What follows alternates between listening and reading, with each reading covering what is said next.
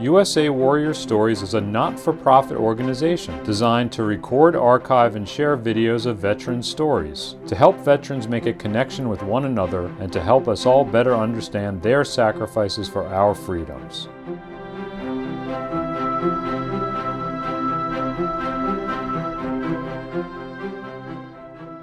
I grew up here on Long Island, loved fishing.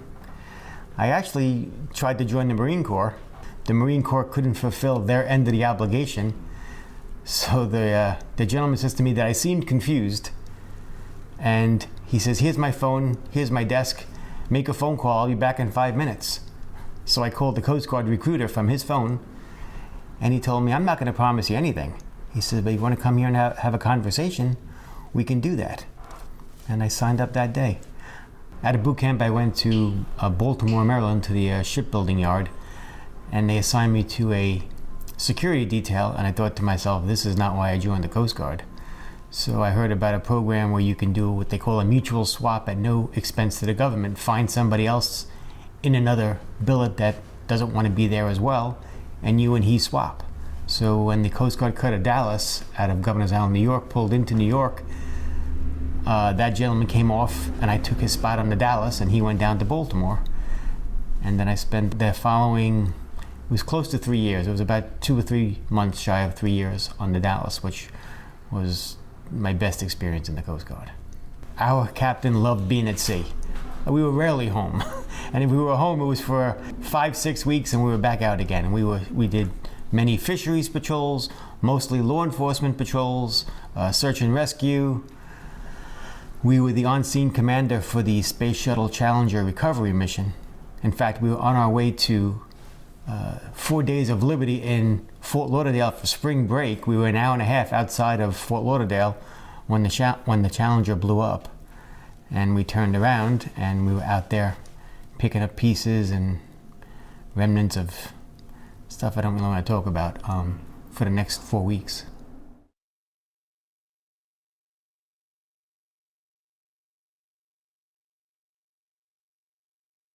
I don't really like talking about myself, but there is a story that comes to mind. After my time on the Dallas, I went to Coast Guard Station Shinnecock for 2 years. And one day I'm standing the radio watch there, and this older gentleman walks through the door and says to me, I'm Henry Landis, I'd like to serve a radio watch here. So I looked at him. I said, excuse me, sir. I said, are you in the Coast Guard? He says, no, I'm not in the Coast Guard, but I know more about these radios than you do. I said, well, that may be the case, but you're not in the Coast Guard. I come to find out he's a 68-year-old, retired World War II veteran who just wants to volunteer at the Coast Guard station. So we had a conversation. I said, well, you can't stand the radio watch here. He says, well, who's your boss? I said, well, Mr. Marini is my boss. He says, is he here? I said, no, it's Sunday. He said, when will he be here? I said, well, he'll be here tomorrow morning. Well, 8 o'clock in the morning, Mr. Landis is waiting out in the parking lot for Mr. Marini to get here. He goes in, has a conversation with Mr. Marini. I get called down there, and he says, Mr. Marini says, Mr. Landis wants to be qualified on the radio watch. That's what I want you to do. I said, okay. I said, you know he's not in the Coast Guard, right? He said, yes, we had a conversation. Okay. So I get him qualified on the radios, and he's now qualified to stay on the watch. First question he asks me is, who gets to go home? I said, well, no one gets to go home, Henry. I said, this is all just part of our duty weekend. We're here for, 48 or 72 hours, and this is just part of that. He said, well, I'm doing this so somebody gets to go home. I said, Henry, we have to be either boat crewman qualified or boat engineer qualified. He says, well, how do I do that? I says, Henry, you're not in the Coast Guard. You can't do that. Oh, yeah? We'll see about that. Next thing I know, I'm called down to Mr. Marini's office. He says, qualify Mr. Landis as a boat crewman. So I said, I need to speak to you alone. And I took him to the side. I said, he's 68 years old. You really want us to put him in the water for a swim test? He says, John, I would hope that if you guys were out on a search and rescue mission and you needed to put a swimmer in the water, you would not choose to put this 68-year-old man in the water. I said, you're absolutely right. He says, get him qualified as a boat crewman. Okay. So we went about the process, and Henry Landis gets qualified as a boat crewman. And he would come on a Friday morning, and there was a rotation. And somebody would get to be off that weekend because Henry Landis would volunteer for that person's spot the whole weekend. And he did this for a number of years. Now I get out, Henry and I became very close. I mean, so close that he co-signed my first call loan. Again, we became so close. So I come to find out that he's on a radio watch one day at Shinnecock, and the captain of the Coast Guard Cutter Eagle, which is the Coast Guard's training ship out of New London, calls up and asks if Mr. Landis is there. And he was. And they brought him out on the small boat out to the Eagle.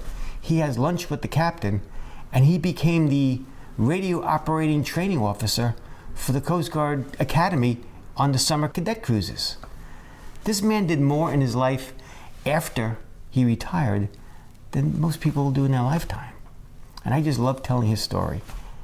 You know, I was an EMT for 2 years in the Coast Guard, and on my birthday in June, before I left the Coast Guard, I actually saved someone's life.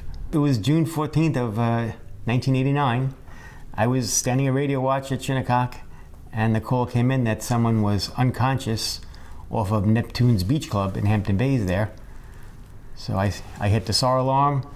Somebody came in and relieved me on the radio watch because I was the boat engineer and the EMT at the time. And we went out there, and the gentleman was floating in the water. So I jumped in the water with my medical bag on my back and a stoke slinger, and we put him in the stoke slinger and brought him up on the shore. And I proceeded to give him CPR, and next thing you know, he's thrown up and starts breathing again. Let me tell you something, that is the greatest experience someone could ever feel. I mean, seeing someone come right back to life with them, because I gave CPR to quite a few people who didn't come back. And I remember I was so invested in this now that I said to the ambulance people when they got there, do you mind if I go with you to the hospital? Which they said, no problem. So I went, and I stayed in the hospital, and actually in my pants, no shoes on, walking through Southampton Hospital. And they said, he'd like to speak to you. So I went back in the emergency room. He says, are you the guy that saved my life? I said, I am. He says, you're on my Christmas card for the rest of my life, Christmas card list for the rest of my life. I never heard from him again. And that's totally fine, because it's something that will stick with me forever and I'll never forget. I'm on the board of directors of the Patriot Guard Riders, and I also serve as a ride captain here on Long Island. I've been doing that for the past 13 years. My son actually still is very active with me. He started standing with me when he was just 3 years old. The Patriot Guard is without a doubt the best group of people I've ever associated myself with. They are the most giving people. I mean, if you ask for help, you know, thinking 1 or 2 people are going to show up, 8 or 9 people show up. We do welcome homes. If a family is in crisis, we try to assist them financially if we can, or direct them to people who can. When something's going on, you get notified via email. If you can make it, fine. If you can't, that's fine as well. But we got an email that a woman who had just gotten an apartment because her husband, who was deployed, was coming home, and they didn't want to live with her parents when he got home. So she had gotten an apartment or a home, I don't remember the details exactly, but she had moved in over the weekend, moved in all her furniture and everything, and when she got to the house on Monday, everything was out at the curb. And it turns out somebody rented her a house that was foreclosed on, and the sheriff came on Monday and emptied the house out. So this email goes out to the Patriot Guard Riders letting them know this story that I just told you, and if anyone can help. Well, they raised enough money in donations to furnish her entire house again, and collected so much furniture that they had to get a storage unit in Brentwood to put the overflow of furniture. They said, God forbid this happens to somebody else, at least we have stuff for the future. Well, I joined the Patriot Guard Riders, and I did not ride a motorcycle. I actually worked for American Airlines at the time, and I was the point of contact whenever a soldier or sailors or remains were coming home. And I would coordinate with the Patriot Guard, getting them plainside to render honors, and they would take it from there. So a friend of mine said, you need to get more involved, I think. So he says, why don't you sign up for the Patriot Guard? So I started attending missions, and I was probably 3 years into the Patriot Guard when next thing I know I get a phone call from someone telling me that I'd been nominated for the National Board of Directors. So I said, okay. So they told me what the job would be and then explained everything. I said, all right, I accept that. And next thing you know, I get voted in. So I attend my first meeting down in South Carolina. Bunch of rednecks, and the Yankee, as they called me. I was the only guy from the north. And the first question they asked me was, what do you ride? I said, well, I don't ride. I said, I'm a cager. He says, what do you mean you're a cager? In that southern drawl. He says, how did you get this job? I says, I don't know. I was nominated and voted in probably by you guys. He says, we didn't know you didn't ride. I said, no, I don't ride. Is that a problem? He says, no. He says, what's your ride name? I said, well, I don't ride, so I don't have a ride name. So they said, well, this was on a Friday evening at dinner. They said, by Sunday morning at breakfast, you'll have a ride name. And Sunday morning at breakfast, Randy Stevens told me, from this day forward, you'll be known as Smiley, because you haven't stopped smiling since you got here. I met Karen and Kenworth at my first mission. They replaced my parents in my life. They were there for my children as they were growing up. They were two of the most amazing people that I've ever met. Again, like Mr. Landis, they helped mold me into the person that I am today. In fact, Kenny passed very suddenly of an aneurysm, and it was like my world got turned upside down. I remember Karen saying to me, I need you to come to the house. So I went to the house, and she says, I need you to take Kenny's motorcycle. I said, no, I couldn't do that. She says, no. He would want you to ride this motorcycle at the Patriot Guard missions. You have to take this motorcycle. So I did. And I ride it today. And every time I ride that motorcycle in a mission or wherever I'm doing, I'm riding in his honor. I still fly a Navy flag on the back of the motorcycle. Hey, I'm in the Coast Guard, and I'm flying a Navy flag, but out of respect to Kenny Worth, who I would move the mountain for, I do that. And Karen passed almost a year to the date after him, and it was like a piece of me went with her. Some of the guys that we served with 6 years ago, somebody put something out on Facebook, hey, we should all get together. So we thought, oh, that's a great idea. One guy volunteers his house up in Lake George. He has like a 7-bedroom house up on the lake. So we set a date, and 4 of us show up. And we had a great time, reminiscing old war stories and whatnot.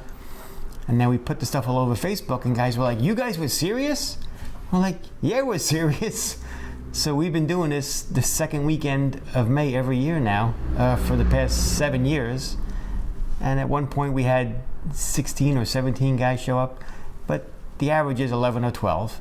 And it is just great to get together with the guys again, and especially when somebody who hasn't been comes and he has new stories that people may have forgotten about. But I tell you, it's a brotherhood that you'll only understand it if you served, and you would literally do anything for your brothers or sisters. Anything.